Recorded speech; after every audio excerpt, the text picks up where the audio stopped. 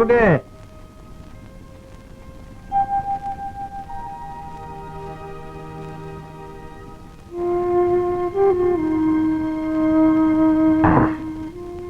ഇപ്പൊ എന്തായി?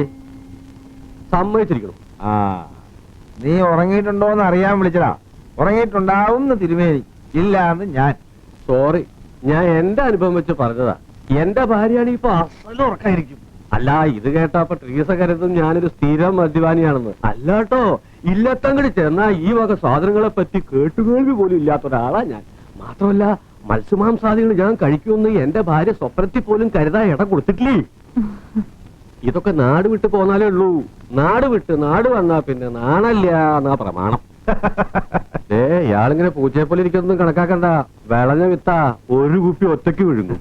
വേണ്ടാന്ന് പറഞ്ഞ ഉടനെ കുഴപ്പമുണ്ടാകില്ലേ? അല്ലെങ്കിൽ മദ്യപാനം ഒരു കുറ്റല്ല.